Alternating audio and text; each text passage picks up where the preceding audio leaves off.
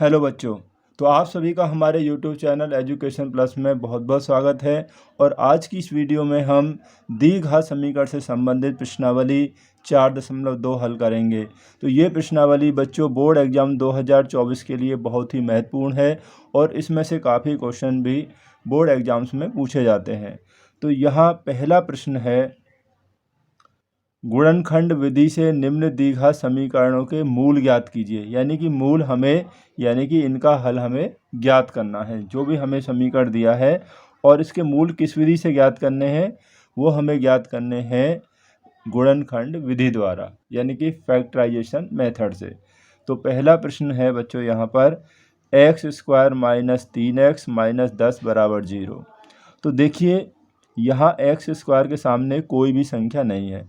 तो ये जो संख्या है यानी कि 10, तो 10 के आपको ऐसे गुणनखंड करने हैं कि गुणा करें तो 10 ही आए, और लेकिन ये वाला चिन्ह माइनस का है, घटाने पर कितना आना चाहिए, 3 आना चाहिए। तो बच्चे वो हो जाएंगे 5 × 2, 5 दूनी 10, और 5 में से 2 अगर माइनस करेंगे कितना आएगा, 3 ही आएगा। तो यहाँ पर लिख देंगे x² - 5x माइनस, घटा के लाना ना, क्योंकि हमें 5x - 2x - 10। ऐसे समीकरण यानी कि गुणनखंड आपने 9th क्लास में भी पढ़े हैं, बस वही आधार है। तो ब्रैकेट को ओपन करेंगे, देखिए x² माइनस लगा हुआ है तो यहाँ पर साइन चेंज हो जाएगा। ठीक है बच्चों, तो माइनस का यहाँ प्लस हो जाएगा। केवल ब्रैकेट वाले ही साइन चेंज होंगे, ब्रैकेट से बाहर कोई भी चेंज नहीं होगा। ठीक है नहीं। अब देखिए पहले इस दोनों में क्या कॉमन आएगा, पहले इन दोनों में कॉमन ले लीजिए। इनमें बच्चों केवल x कॉमन है। ठीक है, तो यहाँ x बचेगा, माइनस का माइनस रहेगा, यहाँ कितना 5 बच जाएगा। इसमें से क्या कॉमन है, यहाँ पर प्लस के 2 कॉमन है, तो यहाँ x बचेगा और 2 से भाग देंगे, 2 × 5 = 10। कॉमन का मतलब होता है कि उसे भाग देना है। ठीक है नहीं। तो देखिए एक ब्रैकेट में x - 5 हो जाएगा, तो दूसरे में हम रख देंगे x + 2 को दूसरे ब्रैकेट में रख देंगे। ठीक है नहीं। अब ये x - 5 है तो x बराबर कितना आ जाएगा, x बराबर आ जाएगा 5, माइनस का है तो प्लस हो जाएगा। और यहाँ पर देखिए x + 2 है तो x बराबर आ जाएगा -2। ठीक है ना। ये जो हमारे हल आए हैं x बराबर 5 और -2, यही मूल हैं। तो आप लिख देंगे कि मूल बराबर, यानी कि 5, -2, तो यही जो है इसका हल होगा। ठीक है। अब इसका सेकंड पार्ट देखते हैं। तो सेकंड पार्ट में हमें दिया हुआ है 2x² + x - 6 = 0। तो देखिए यहाँ पहले जो संख्या x² के सामने, इसकी और इसकी गुणा कर लीजिए। तो 2 × 6 कितना हो जाएगा, 12। तो 12 के हमें ऐसे गुणनखंड करने हैं, गुणा करें तो 12 ही हो, लेकिन माइनस करने पर यहाँ कोई संख्या नहीं है, कितना आना चाहिए, 1 आना चाहिए। तो 12 का हो जाएंगे बच्चे 4 × 3 = 12, 4 और 3 आ जाएंगे। गुणा करेंगे तो 12 और घटाएंगे तो यहाँ 1 ही बचेगा। लाना कितना है, जितना यहाँ होगा। ठीक है, तो यहाँ लिख देंगे 2x², इसके स्थान पर आ जाएंगे 4 और 3 आए ना, 4x - 3x, क्योंकि हमें घटाने पर लाना है, माइनस करने पर। ठीक है, ये हो गया। अब देखिए पहले दोनों में कॉमन कितना आ जाएगा, 2x आ गया। ठीक है, तो यहाँ बचा x प्लस, इससे डिवाइड करेंगे तो 2 बार ही हो गया, x से x कट गया, 2 का भाग 4 में 2 बार हो गया। इसमें क्या कॉमन है, माइनस से शुरू है तो माइनस कॉमन होगा यहाँ पर 3। ठीक है, क्योंकि 3 का भाग दोनों में जाएगा, 3 से 3 कैंसिल, यहाँ x बचा, माइनस का प्लस हो जाएगा क्योंकि माइनस कॉमन लिया है, 3 से 6 में भाग देंगे 2 आ जाएगा। ठीक है, तो एक, अब देखिए x + 2 यहाँ भी है और यहाँ भी है, तो एक ब्रैकेट में आप x + 2 रख लीजिए और दूसरे में क्या बचेगा, ये बचेगा 2x - 3 = 0। ठीक है, ये हमारे इसके गुणनखंड हो गए। अब x + 2 है तो यहाँ x बराबर कितना आ जाएगा, प्लस का है तो माइनस हो जाएगा, x बराबर -2 हो गया। अब इसे देखिए यहाँ पर है 2x - 3 = 0, तो हम कह सकते हैं कि 2x बराबर, ये इधर आएगा तो 3 आ गया, और x बराबर हो जाएगा यहाँ पर कितना, 3/2। तो x के हमारे पास जो मान आए हैं वो -2 और 3/2 हैं, तो यही हमारे क्या होंगे, इसके मूल होंगे। तो मूल बराबर -2, 3/2, यही इसका हल हो जाएगा। ठीक है, अब इसका पार्ट नंबर 3 देखते हैं बच्चों। तो इसका तीसरा भाग है प्रश्न नंबर 1 का, √2x² + 7x + 5√2 = 0। ठीक है, यहाँ पर हमें गुणनखंड करने हैं। तो x² के सामने जो संख्या है उसकी और लास्ट वाली संख्या की गुणा कर दीजिए। ठीक है, तो देखिए √2 की √2 में करेंगे 2 आएगा, 2 × 5 कितना आ जाएगा, ये हो जाएगा 10। √2 की बच्चों √2 में करेंगे तो 2 आएगा, रूट हट जाएगा, और 2 × 5 हो जाएगा 10। तो 10 के आपको ऐसे गुणनखंड करने हैं कि ये वाला साइन जोड़कर 7 आना है। तो देखिए बहुत आसान है, 5 दूनी 10। ठीक है, 5 और 2 आ जाएंगे। तो यहाँ पे हम लिख देंगे √2x², इसके स्थान पर 5 और 2 आ जाएंगे। ठीक है, यानी कि 5x और प्लस 2x, ये बाकी सभी ऐसे ही रहेगा। ठीक है, ये हो गया। अब इन पहले दोनों में क्या कॉमन है, यहाँ √2 यहाँ 5 है, इसमें कुछ कॉमन नहीं है, केवल x कॉमन आएगा यहाँ पर। ठीक है, तो ये √2x बचेगा और प्लस यहाँ 5 रह गया। इसमें क्या कॉमन लेंगे, x तो है नहीं देखिए यहाँ पर, तो केवल यहाँ पर आ जाएगा √2 कॉमन आएगा। ठीक है, अब देखिए 2 का मतलब होता है √2 × √2। ठीक है, 2 का मतलब है √2 × √2, हम 2 को लिख सकते हैं। ठीक है, √2 हमने कॉमन लिया तो 1 कट जाएगा, बचेगा कितना, √2 और x और प्लस √2 से यहाँ √2 कैंसिल हो गया, केवल हमारे पास यहाँ बचा 5। ठीक है, यानी कि दोनों ब्रैकेट में देखिए √2x + 5 है, यहाँ भी यही है, तो एक ब्रैकेट में आप रख देंगे √2x + 5, और दूसरे में क्या आ जाएगा, ये आएगा x प्लस यहाँ पर √2 = 0। ठीक है, अब इसकी कंपेयर 0 से करना, फिर इसकी करना है। अब देखिए यहाँ पर आप ऐसे भी कर सकते हैं इसको, यदि डायरेक्ट भी कर सकते हैं, आप ऐसे भी लिख सकते हैं, यदि √2x + 5 = 0, तो √2x बराबर ये इधर आएगा तो -5। ठीक है, -5 हो गए, और x बराबर हो जाएगा -5/√2। इसको आप यहीं भी छोड़ सकते हैं, या आप ऐसे कर सकते हैं, ऊपर नीचे √2 से गुणा कर देंगे, जिसे परिमेयकरण बोलते हैं। ठीक है, तो ये हो जाएगा आपका -5√2 बटे नीचे कितना आ जाएगा, 2 हो जाएगा। अब इसको ले लीजिए दूसरे वाले को। ठीक है, ये पहला हो गया।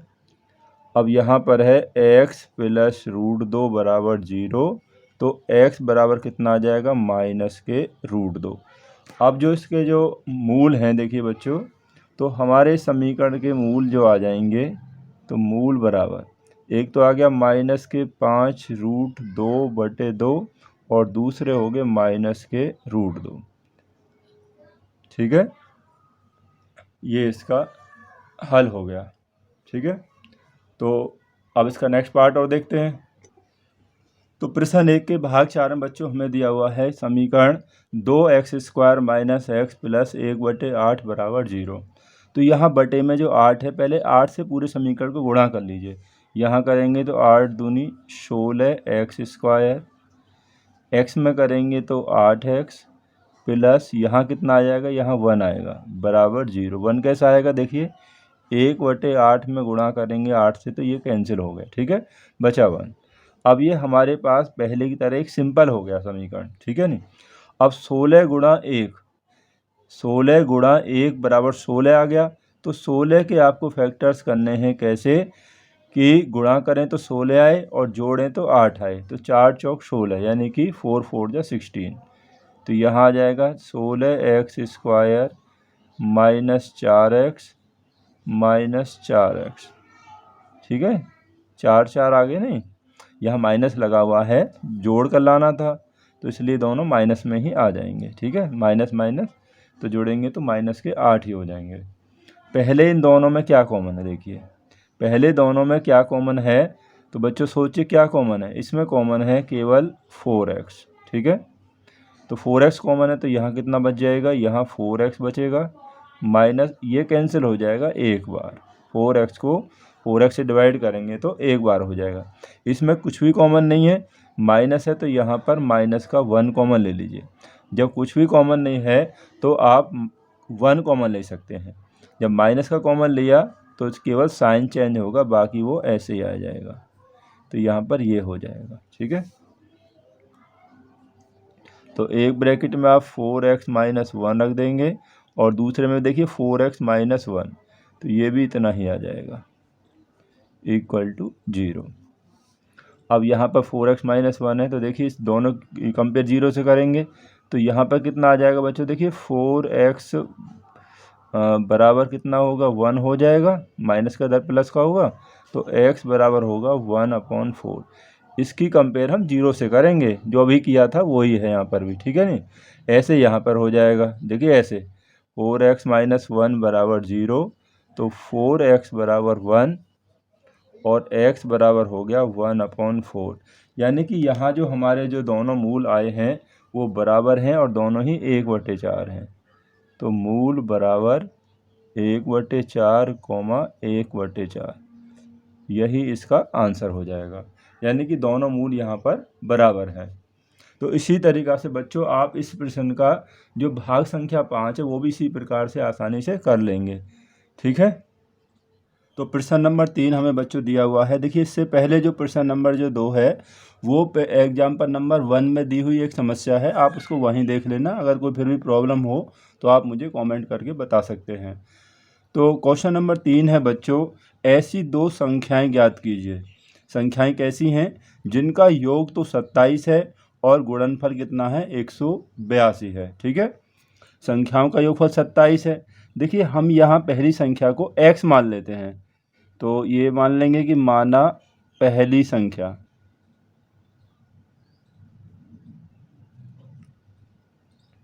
जो पहली संख्या है बच्चों वो हमने यहाँ पर ले ली x।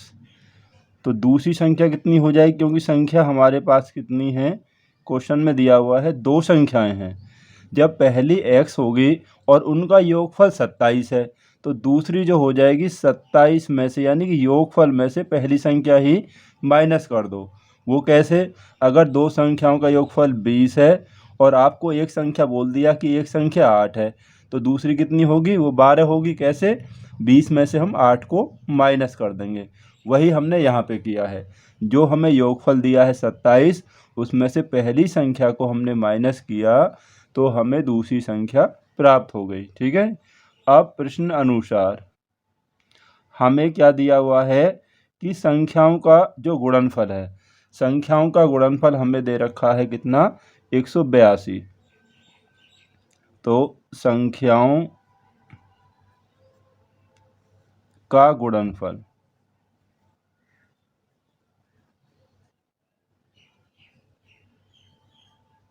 बराबर है 182, ठीक है।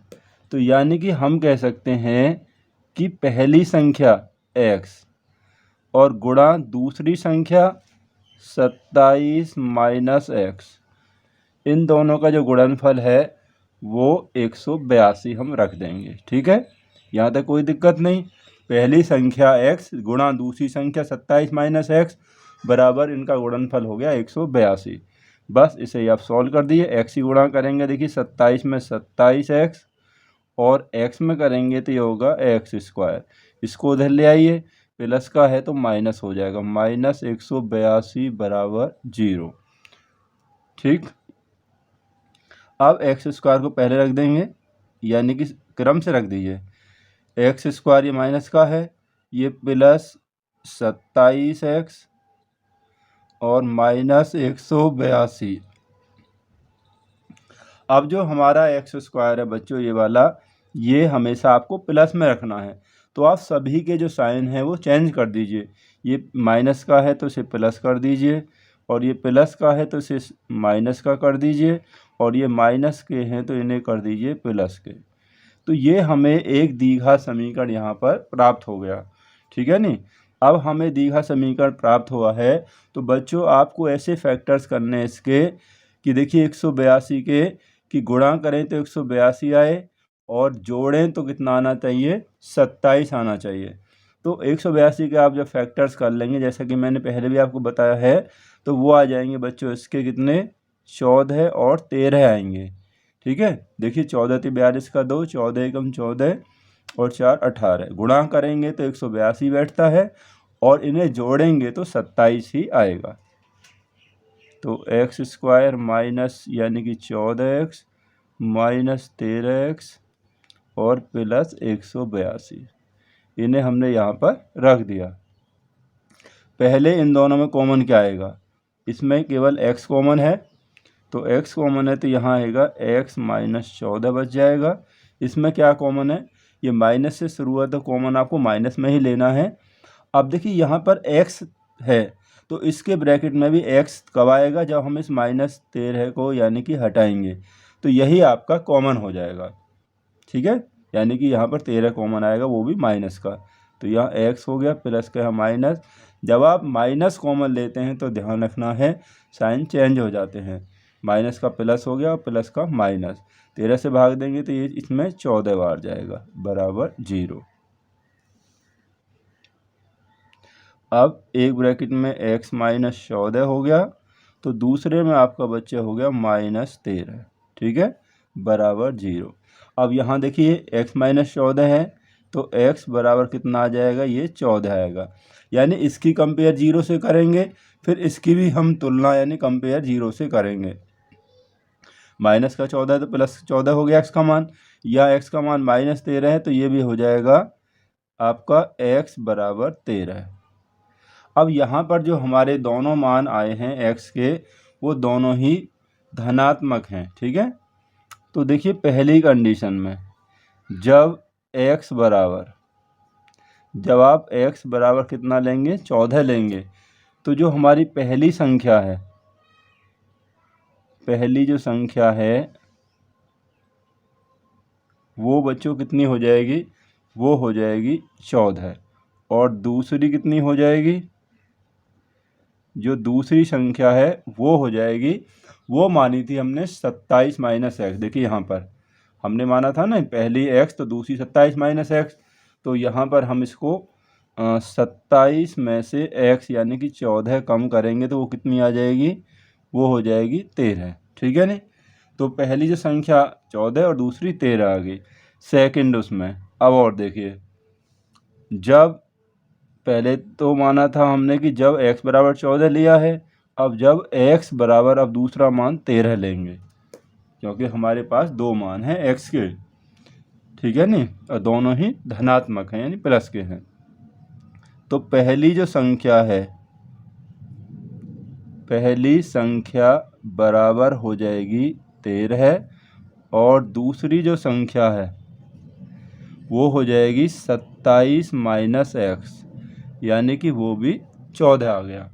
तो हमारे पास यहाँ पर दो उत्तर हैं, तो हम यहाँ लिख देंगे संख्याएं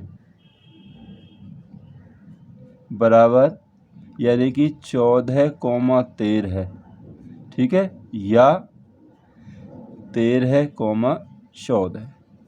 हमारे पास जो इसका आंसर हो गया, संख्याएं या तो 13 और 14 हो सकती हैं या 14 और 13 हो सकती हैं। दोनों को जोड़ेंगे तो जोड़ आपका यानी योगफल यहाँ 27 ही बैठता है बच्चों, और गुणा करेंगे 13 और 14 से तो वो 182 ही आता है। ठीक है, तो नेक्स्ट क्वेश्चन और देखते हैं। चलिए, तो अगला क्वेश्चन जो हमें बच्चों दिया हुआ है प्रश्न नंबर 4 कि दो क्रमागत धनात्मक पूर्णांक, धनात्मक यानी कि प्लस वाली संख्याएं, क्रमागत जो क्रम से आती हैं, जैसे 1 के बाद 2, 2 के बाद 3, 3 के बाद 4, तो वो होती हैं क्रमागत।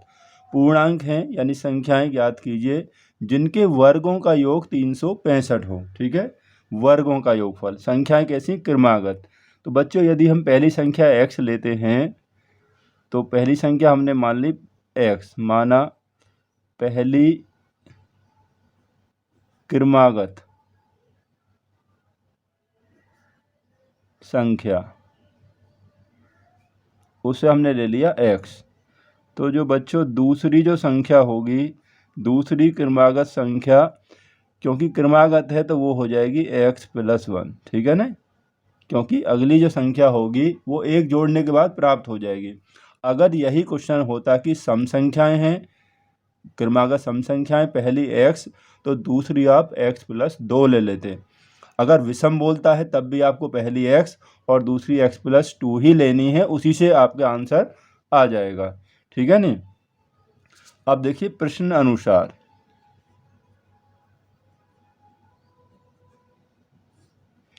प्रश्न में शर्त क्या है, वर्गों का योग 365 है, ठीक है, यानी कि पहली संख्या का वर्ग और दूसरी संख्या का वर्ग, इन दोनों का योगफल है बच्चों वो कितना है 365। वर्गों का योगफल पहली संख्या का वर्ग प्लस यानी कि जोड़ देना है उसमें दूसरी संख्या का वर्ग, और जोड़ने पर हमें कितना मिलता है 365।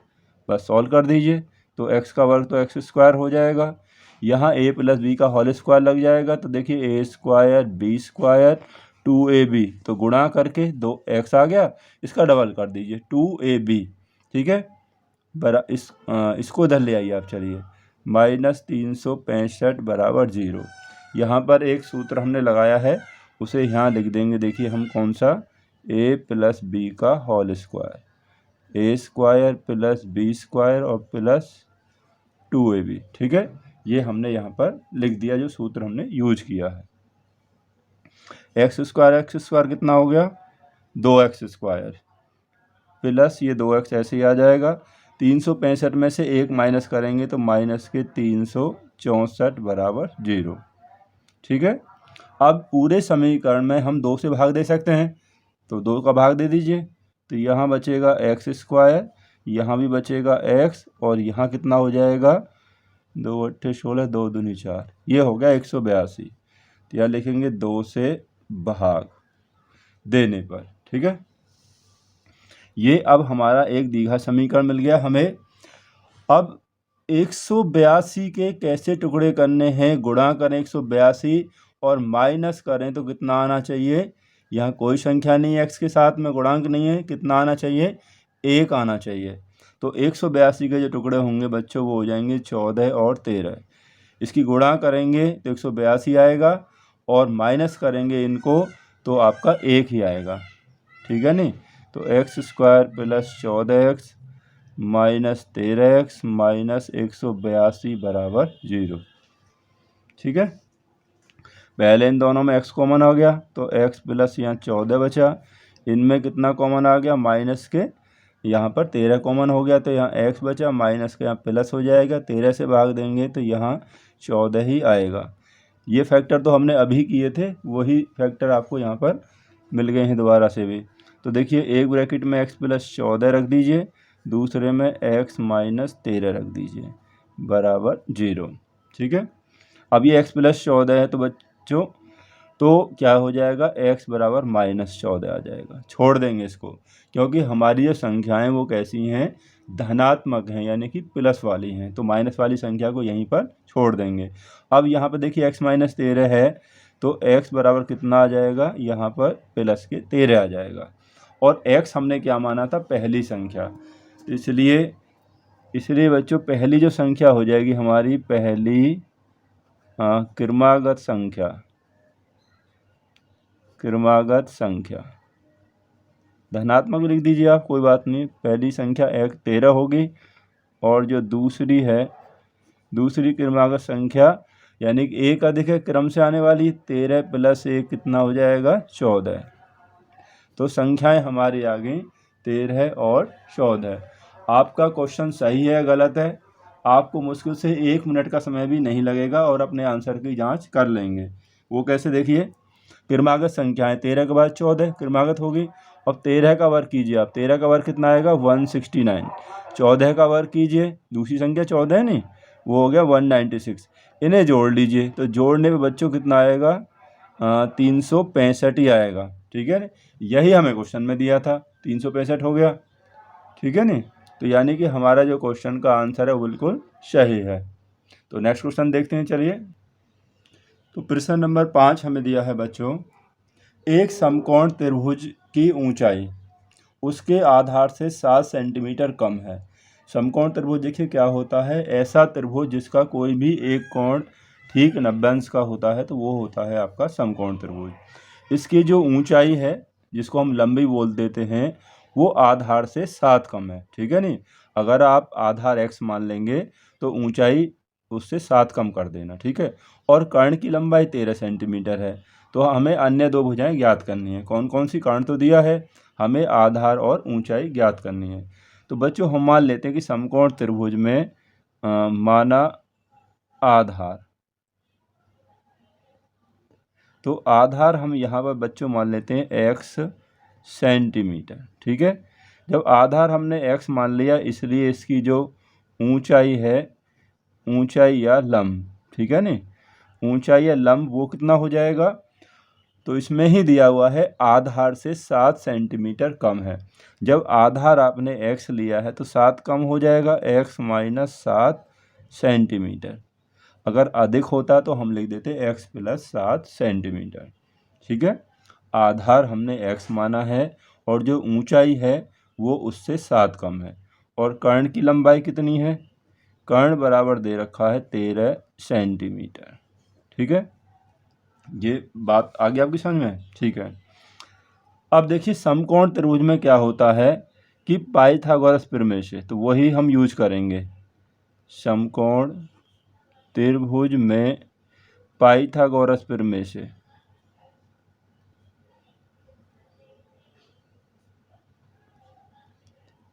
तो पाइथागोरस प्रमेय आपने पढ़ी भी होगी 9th क्लास में या 8th में भी है, देखिए इसके बारे में। इसमें क्या होता है कि जो लंब का जो वर्ग होता है, लंब का वर्ग प्लस आधार का वर्ग, ये बराबर होते हैं बच्चों किसके, कर्ण के वर्ग के बराबर। एक पाइथागोरस प्रमेय की साधारण प्रतिज्ञा यह भी है कि समकोण त्रिभुज में कर्ण पर बना वर्ग शेष दोनों भुजाओं के वर्गों के योगफल के बराबर होता है। वही हम यहाँ पर यूज कर रहे हैं कि कर्ण का वर्ग बराबर लंब का वर्ग यानी ऊंचाई का वर्ग प्लस आधार का वर्ग। और लंब हमारे पास कितना है यहाँ पर, x माइनस 7 है, ठीक है। आप आधार को पहले लिख सकते हैं, इससे कोई फर्क नहीं पड़ रहा। आधार हमने x लिया है तो x का वर्ग बराबर कर्ण हमारा कितना है 13 है तो 13 का वर्ग, ठीक है। अब इसे आप बस सॉल्व कर दीजिए। यहाँ पर आइडेंटिटी हो गई, सूत्र हो गया a माइनस बी का होल स्क्वायर। तो ये होता है बच्चों a square plus B square, 7 का वर्ग करेंगे तो 49 और माइनस 2ab कैसा आएगा देखिए, तो देखिए 2a में कितना है x और b में कितना है 7, 7 दूनी ये हो जाएगा आपका 14x। x का वर्ग करेंगे तो ये हो गया x स्क्वायर, तो ये बराबर 13 का वर्ग हो जाएगा 169, यानी कि 13 को 13 से हमने गुणा कर दिया। x स्क्वायर और x स्क्वायर हमारे पास हो गया 2x स्क्वायर माइनस के 14x, ये प्लस के 49 है, इसको आप इधर ले आइए तो ये हो जाएंगे माइनस के 169 बराबर 0, ठीक है। तो थोड़ा और सॉल्व करिए, एक्स स्क्वायर माइनस 14x, 169 से इसको माइनस करेंगे तो हमारे पास बचेगा 120 बराबर 0। माइनस के ज़्यादा हैं तो इसलिए माइनस के बच जाएंगे।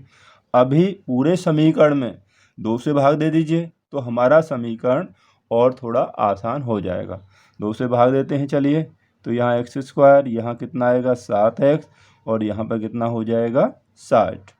2 से भाग दे दिया, यहाँ पर लिख देंगे 2 से भाग देने पर, ठीक है। अब हमारे पास ये दीघा समीकरण हमें प्राप्त हो गया, x square minus 7x minus 60। तो हमें 60 के ऐसे टुकड़े करने हैं, गुणा करें तो 60 और माइनस करें तो 7 आना चाहिए 7। तो कितने हो जाएंगे, वो हो जाएंगे बच्चों 12 पंजे 60। 12 में से 5 घटाएंगे तो 7 ही आएगा, गुणा करेंगे तो 60 आ जाएगा। तो लिख दीजिए x square minus 12x plus 5x minus 60 बराबर 0, ठीक है। देखिए यहाँ माइनस था तो इस तरीक़ा से होगा, यहाँ पर देखिए 12 माइनस 5 करना, माइनस है तो ये माइनस का हो गया, माइनस का ये प्लस हो जाएगा, क्यों माइनस लगा ना, इसलिए यहाँ पर इस तरीक़ा से आ गया। पहले इन दोनों में कॉमन लीजिए, पहले इन दोनों में क्या है, x कॉमन है, तो यहाँ x बचेगा, यहाँ पर कितना बचेगा, 12 बचेगा। इसमें कॉमन क्या आएगा, यहाँ पर प्लस के 5 ही कॉमन आ जाएगा, क्योंकि 5 से दोनों डिवाइड होंगे। तो यहाँ x बचेगा, 5 से 12 को डिवाइड करेंगे तो बच्चों कितना आएगा, वो आएगा 12, 12 पंजे 60। तो एक ब्रैकेट में x माइनस 12 रख दीजिए और दूसरे में x प्लस 5 रख दीजिए। ठीक है, अब x माइनस 12 है तो x बराबर कितना हो जाएगा, 12। अब x प्लस 5 है तो x बराबर आएगा -5, इसे छोड़ देंगे। ठीक है, माइनस वाले जो हमारा मान है उसे आप छोड़ देंगे। तो x बराबर 12 और x हमने क्या माना था, ऊंचाई, इसलिए क्या हो जाएगा, समकोण त्रिभुज का आधार, सॉरी देखिए x हमने क्या माना था, x हमने माना था आधार। ठीक है नी, आधार कितना हो गया, 12, यानी कि 12 सेंटीमीटर। और ऊंचाई, समकोण त्रिभुज की ऊंचाई 7 कम है, तो 12 में से 7 कम कर दीजिए। 12 में से 7 कम कर देंगे तो ये हो जाएगी 5 सेंटीमीटर। तो यही हमारा आंसर हो गया, 12 सेंटीमीटर और 5 सेंटीमीटर। हमारा आंसर सही है गलत है, जांच लीजिए। देखिए 12 का वर्ग कितना आएगा, 169, और 5 का वर्ग कितना आएगा, 25। तो इन दोनों को अगर आप प्लस करेंगे, देखिए सॉरी, हाँ 12 का वर्ग कितना होगा, मैंने ज़्यादा बोल दिया है, 12 का वर्ग होगा 144, 5 का वर्ग होगा 25, जोड़ेंगे तो 169, और जो हमारा कर्ण है, कर्ण 13 का वर्ग करेंगे वो भी 169 ही आएगा। ठीक है नहीं, तो समकोण त्रिभुज में क्या होता है कि कर्ण का जो वर्ग होता है वो शेष दोनों भुजाओं के वर्गों के योगफल के बराबर होता है। ठीक है, तो नेक्स्ट क्वेश्चन और देखते हैं। तो प्रश्न नंबर 6, जो कि इस प्रश्नावली का लास्ट प्रश्न है बच्चों, भाई आप हमें ये भी बता दिया कीजिए कि आपको हमारी जो वीडियो है, हमारा समझाने का तरीका है वो कैसा लगता है। अगर कोई कमी है तो आप हमें कमेंट करके ज़रूर बताएं, तो हम अगली वीडियो में कोशिश करेंगे कि वो कमी दूर कर दी जाए। तो प्रश्न नंबर 6 है बच्चों, एक कुटीर उद्योग एक दिन में कुछ बर्तनों का निर्माण करता है, कुछ बर्तन बनाता है वो।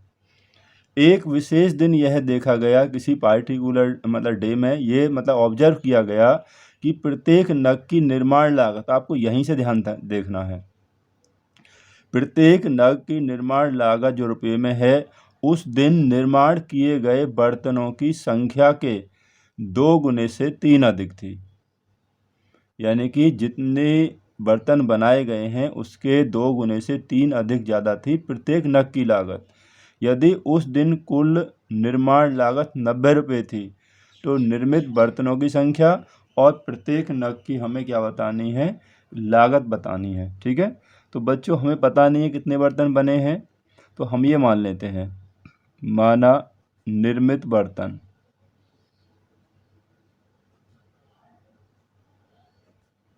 इनकी संख्या, तो संख्या हमने मान ली कि उस दिन x बर्तन बने थे। ठीक है, इसलिए प्रत्येक जो नग की लागत आएगी, जो नग की जो लागत होगी वो कितनी है, ये हमें प्रश्न में दिया है कि जितने बर्तन बने हैं उसके 2 गुने से 3 अधिक है। तो x का 2 गुना कीजिए, 2x, और उससे 3 और ज़्यादा है, तो 2x प्लस 3 रुपये होगी प्रत्येक नग की लागत। ठीक है नहीं, तो प्रश्न अनुसार हमें जो दिया हुआ है कि कुल जो लागत आई थी उस दिन वो कितनी थी, वो थी कुल 90 रुपये। ठीक है नहीं, ये बात समझ में आ गई आपके। इसलिए अब एक छोटी सी बात समझ लीजिए, यहाँ पर आप देखिए, अगर कोई चीज़ एक 10 रुपये में आती है, ठीक है नहीं, यानी किसी चीज़ को बनाने में 10 रुपये लगते हैं, और तो 5 चीज़ बनाने में कितना लगेगा, 10 पंजे 50। अगर एक चीज़ बनाने में 20 रुपये की लागत आती है, तो हमें अगर 15 कोई भी वस्तुएं बनानी हैं तो कितनी लागत आएगी, 15 गुणा 20, यानी कि 300 रुपये आ जाएगा। इसी तरीके से यहाँ पर भी होगा कि एक बर्तन में जो नग की लागत है वो 2x प्लस 3 है, तो जितने बर्तन बने हैं x जो बने हैं तो x बर्तन बनाने में कितनी लागत आएगी, वो आ जाएगी यानी कि बर्तनों की संख्या गुणा एक नग की लागत, तो वो कितनी है 2x + 3। तो कुल लागत हमारी इसके बराबर होगी 90 रुपये के ही, यानी कि एक बर्तन की जो नग की जो लागत है वो इतनी है। हमने x बनाए हैं तो x की लागत कितनी आएगी, वो हमें क्वेश्चन में दिया है कि वो 90 रुपये है। इसी को अब आप सॉल्व कर लीजिए, बस x ही गुणा कर लीजिए। तो 2x² + 3 में करेंगे 3x, इसको उधर ले आइए, -90 = 0। ठीक है, ये दिखा समीकरण हो गया। यहाँ कुछ कॉमन तो है नहीं जो भाग दे दें, तो ऐसे ही सॉल्व करना पड़ेगा आपको। 90 और 2 की गुणा करिए, x² के सामने जो संख्या उसकी गुणा कर लीजिए, 90 दूनी 180। 180 के आपको टुकड़े करने, गुणनखंड करने हैं, गुणा करें 180 ही आए और माइनस करें तो 3 आना चाहिए, माइनस करें तो 3 आना चाहिए। तो भाई क्या हो सकता है, वो मेरे सामने 15 और 12 होगा। 15 × 12 180, 15 - 12 कितना हुआ, ये यहाँ पर 3 ही हुआ, तो यही आ जाएगा। तो 2x² + 15x - 12x - 90 = 0। ठीक है, पहले इन दोनों में कॉमन क्या होगा, केवल x होगा, तो 2x प्लस यहाँ बचा कितना 15। इसमें क्या कॉमन आएगा, यहाँ केवल आएगा -6 कॉमन आएगा। ठीक है, क्योंकि माइनस से शुरू है तो माइनस कॉमन आएगा, 6 का भाग दोनों में जाएगा। 6 से 12 में देंगे तो यहाँ 2x प्लस हो गया, 6 से यहाँ देंगे तो कितना आ गया 15 = 0। ठीक है नहीं, तो एक ब्रैकेट में आप रख दीजिए 2x + 15 और दूसरे में रख दीजिए x - 6 = 0। अब देखिए 2x + 15 है तो 2x बराबर कितना आएगा -15, तो x बराबर हो जाएगा -15/2। कभी भी संख्या माइनस में नहीं आती है, इसलिए इसको हम छोड़ देंगे। दूसरा है x - 6 = 0, तो x बराबर कितना आ जाएगा 6। ठीक है नहीं, और x हमने क्या माना था, हमने माना था बर्तनों की संख्या, तो यही हमारा आंसर होगा। देखिए, इसलिए निर्मित बर्तनों की संख्या बराबर x जो मानी थी 6 हो गया, और नग की लागत, प्रत्येक नग की लागत वो कितनी थी, वो थी कितनी, देखिए यहाँ हमने निकाला था 2 गुने से 3 अधिक है।